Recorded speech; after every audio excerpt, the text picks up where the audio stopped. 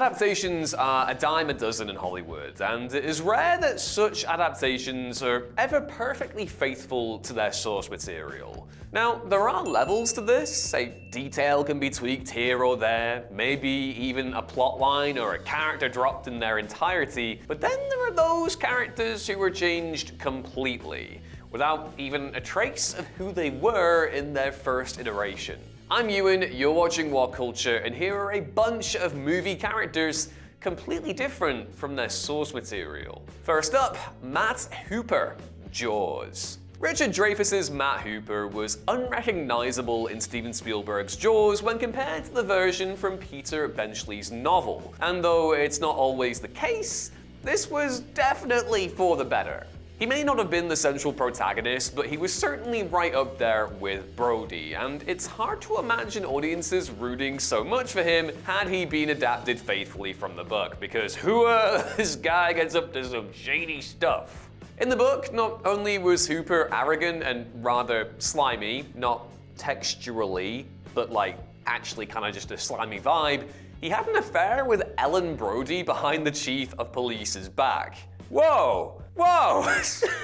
Feels really left field. I mean, I read Jaws ages and ages ago, but I completely forgot about that. It's almost impossible to imagine Dreyfuss's character doing something like that in the movie. He was a nice guy, a decent dude, and was far easier to connect with on screen for it. An ironic fish out of water who brought his expertise to the table in a town way out of its depth.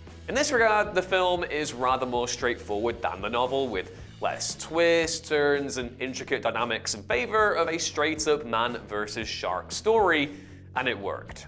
Yes, Hooper was ultimately eaten by the Great White in the original book, but it made far more sense for Spielberg's version of the story to have him a hero to root for next to Brody rather than a bad guy getting his just desserts. Have you ever wanted to watch your favorite content whilst you're abroad and stay safe online? Well, we have an incredible deal for you. For just $2.50 a month, you can get Norton VPN, an easy-to-use VPN that won't slow you down, allows you to watch your favorite shows from around the world, and keeps your online activity safe and private, all with a 60-day money-back guarantee.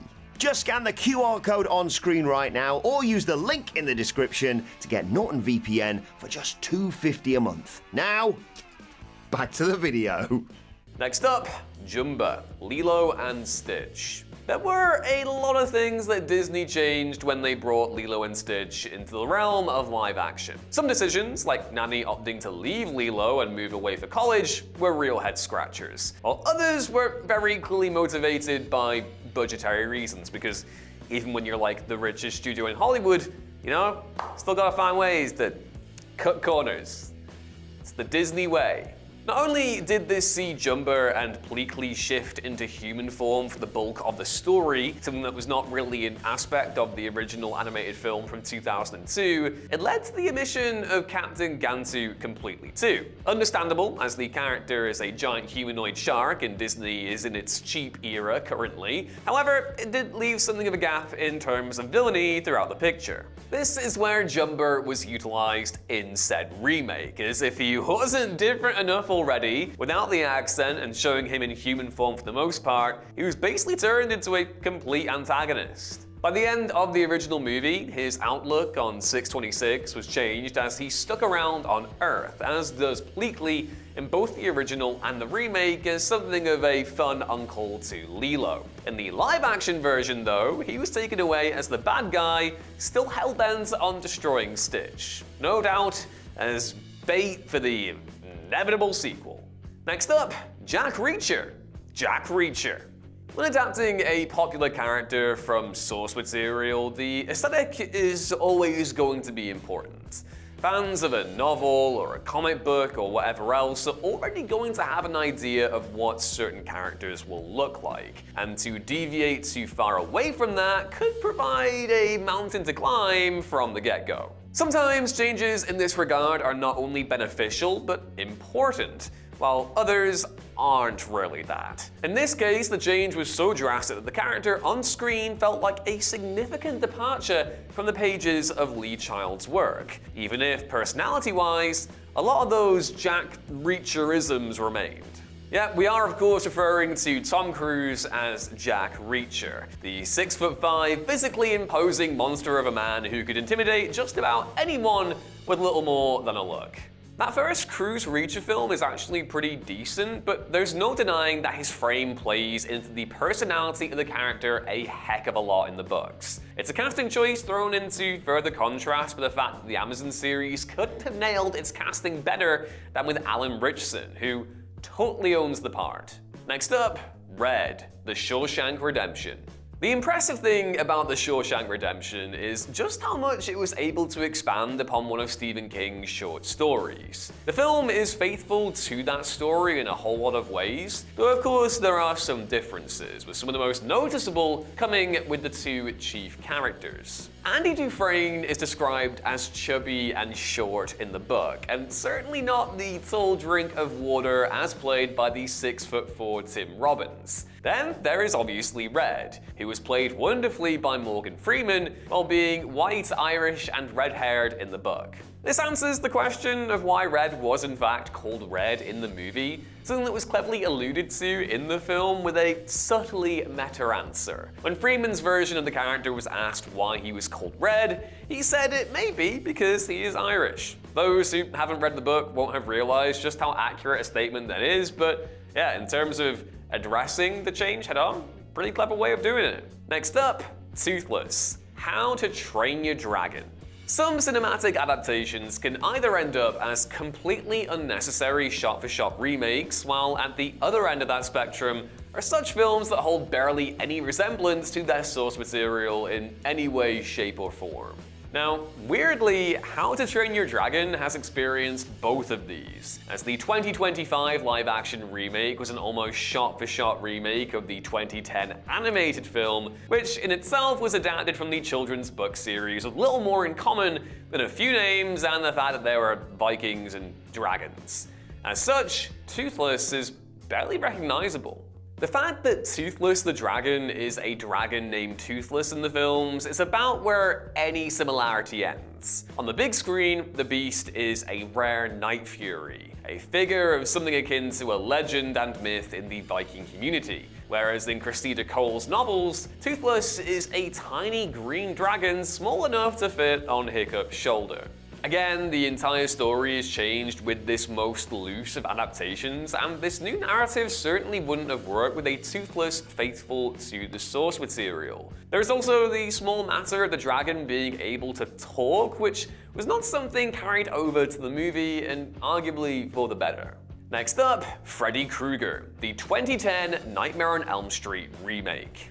When a film character, particularly a villain, is still as relevant and iconic decades after their first appearance, there's obviously a reason for it. When the seemingly inevitable reboots come knocking however many years later though, it's probably a good idea not to stray too far from those ideas, right?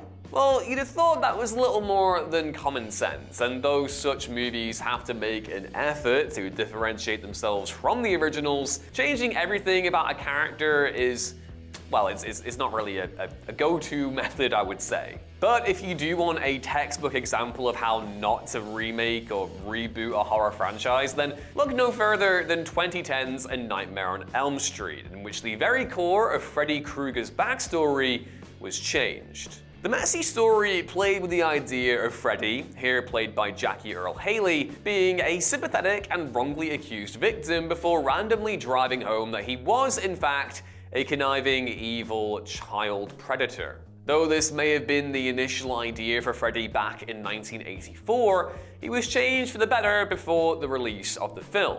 Jackie Earle Haley's version of Freddy also couldn't have been further from his Robert Englund counterpart in terms of the joy he took from tormenting his victims, and his quippy nature as well as the overall look. The practical, unrealistic look of Krueger was absolutely key to what made him so memorable, and it's no surprise that the remake was reviled for leaning into a more realistic CGI-based aesthetic. Literally everything about Freddy's reimagining in 2010 missed the mark. Next up, The Mandarin, Iron Man 3. When bringing to life a superhero on the big screen, one of the many things to consider is when to pit them against their greatest ever foe. Captain America crossed swords with the Red Skull immediately in the first Avenger, while Heath Ledger's Joker was saved for Christopher Nolan's second Batman movie. Tony Stark, however, didn't face his until Iron Man 3, and the results were pretty controversial to say the least.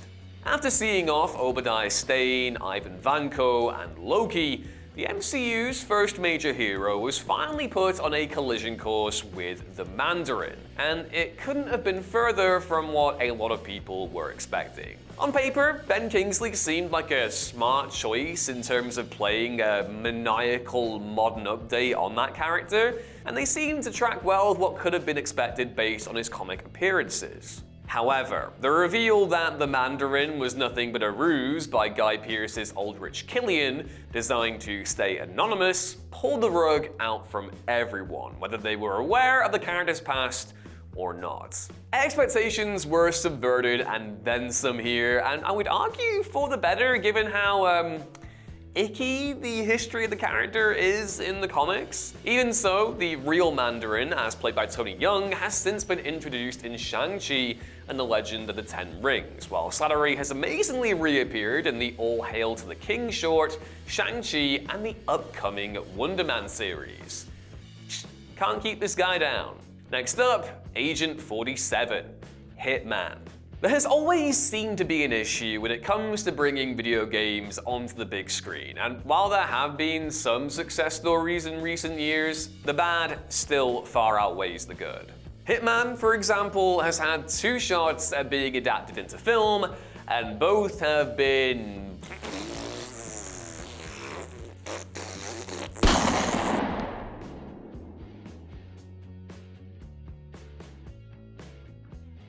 The list of missteps from both Hitman and Hitman Agent 47 are far too long to list here, but when you can't even get the main character right, you know you're in trouble.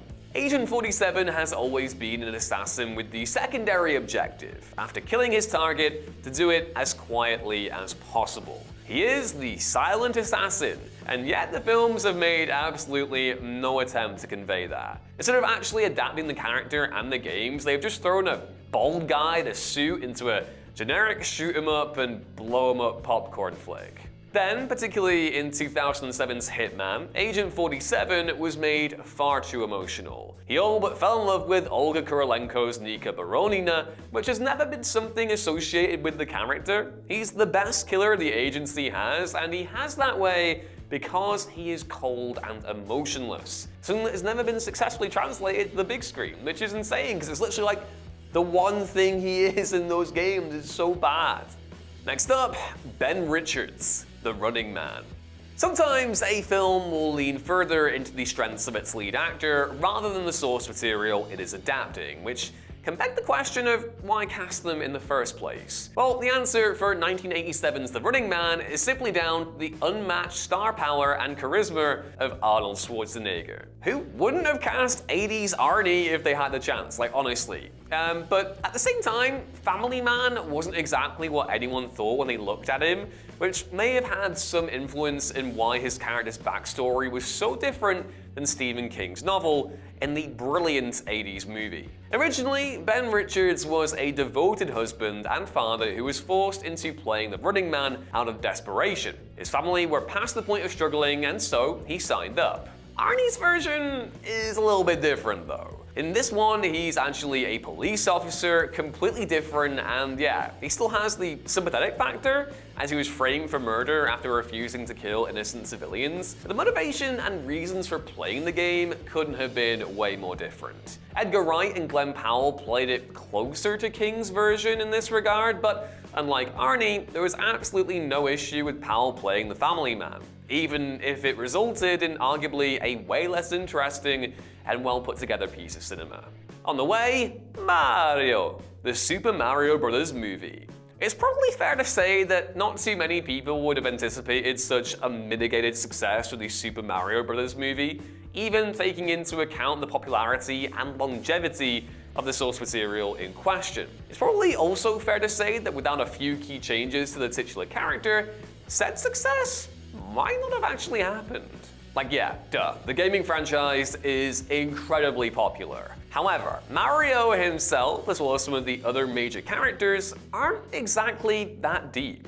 The characters aren't explored in any, meaningful way, and so it was up to the film to fill in some of these blanks. One of the biggest aspects in terms of the backstory given to both Mario and Luigi, here played by Chris Pratt and Charlie Day, was that they were not only part of a huge family, but were also something of the laughingstock of it. Mario having that need to prove himself is something that was never really present in the games, yet vitally important in the movie. Then, of course, there is Mario's voice, as well as the fact that he hails from Brooklyn rather than Italy. There was still a very strong influence of Italian heritage, while it was the voice that was the most jarring difference. Yes, Chris Pratt's take on Mario was vastly different to that of Charles Martinet's, but arguably better suited to a 2-hour film. I don't know, I'll leave that up to you in the comments below. What do you think? Who would you prefer to have been Mario in the movie? Apart from obviously the fact that Chris Pratt was Mario in the movie, but would you have preferred the video game voice actor? I'm really curious.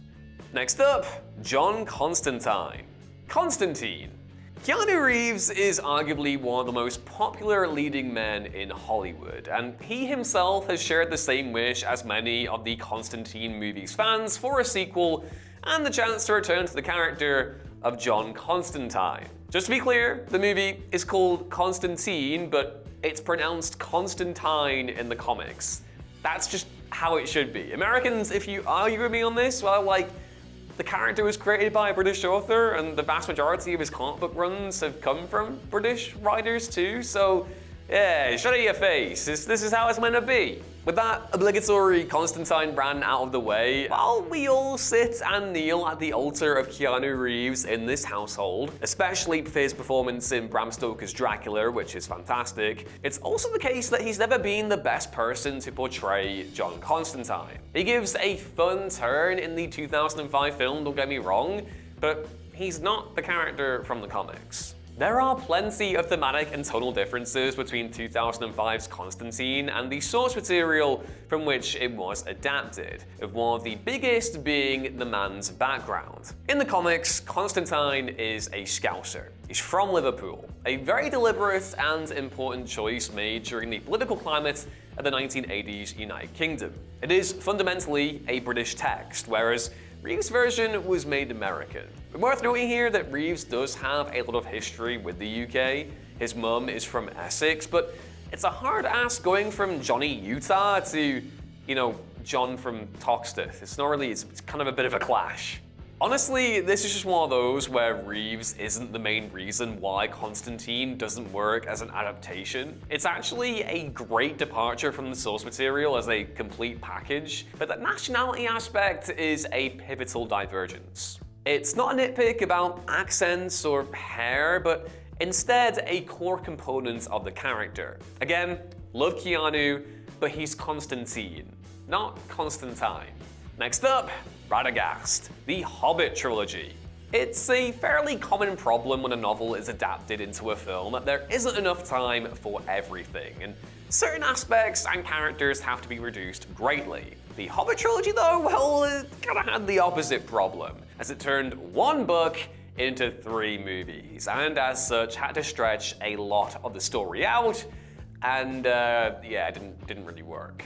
Arguably, one of the best examples of this is Radagast the Brown. One of Middle-earth's 5 wizards, Sylvester McCoy's character had a much more significant role on screen than he does in Tolkien's novel. On the page, Radagast was name-dropped just once by Gandalf in a bid to earn the trust of Bjorn, while not actually playing a part in the events at all. In the movie, though, his story is greatly intertwined with that of Gandalf's and the Necromancer, another character who is barely mentioned in the book itself.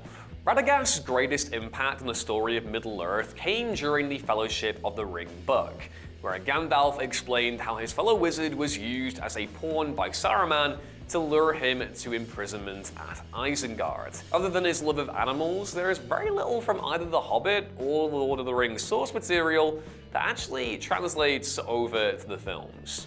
Next up, Nate and Sully, Uncharted.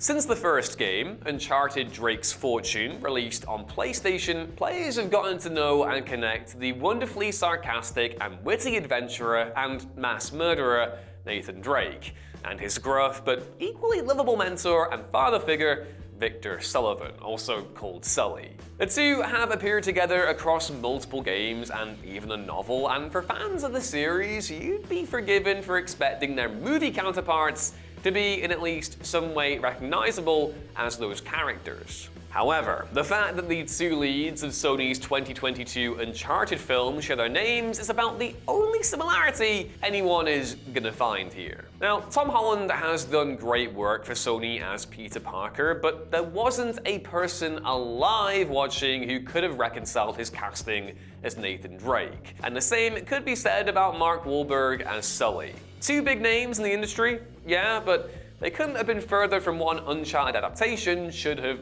actually looked like. Even taking into account the fact that it was a younger version of the characters brought to life on the big screen, they were still nothing like the flashbacks seen in the gaming series, and their backstories were changed so much as to feel like a generic action romp rather than an adaptation of a beloved series. Next up, Mort Rainey, Secret Window. It may be taken for granted sometimes, but it can be extremely difficult to pull off a good mystery, a big twist, and satisfying conclusion in the same movie.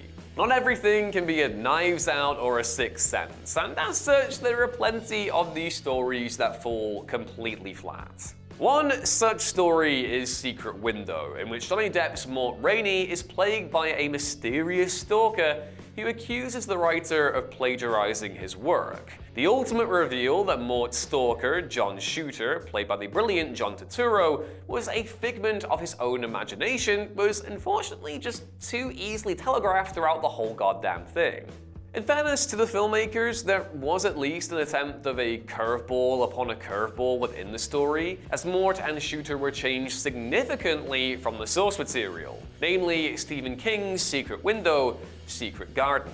In the movie, as Shooter, Mort kills both his wife and her lover in a fit of rage that he seemingly never finds comeuppance for. In the novel though, Mort's created character actually separates from him to a whole new person, who instead kills Mort and heads into the world. It's a huge departure from the book that changes pretty much everything, though it still wasn't able to captivate the audience on the whole when it actually came out. On the way, Roland, Borderlands. Well, the likes of the Super Mario Bros. Movie, Detective Pikachu, and Sonic the Hedgehog have been working hard to prove that it is possible to adapt a video game into a decent, if not passable, piece of cinema. It felt as though Borderlands wasn't really paying attention, and kind of starts with the cast. In spite of a surprising amount of star power, not one of the film's casting decisions was well received. Arguably, most of all, Kevin Hart as Roland. Like, what actually convinced anybody to believe that he could portray this guy is just, it's really jarring. Like, Kevin Hart is famous for his comedic roles, and so that was bound to come into play in Borderlands. But with Roland, it was something that just didn't belong. He's always been a stoic statue of a man, far from what the film ultimately brought to the screen. Next up, Bogdan, the Thursday Murder Club.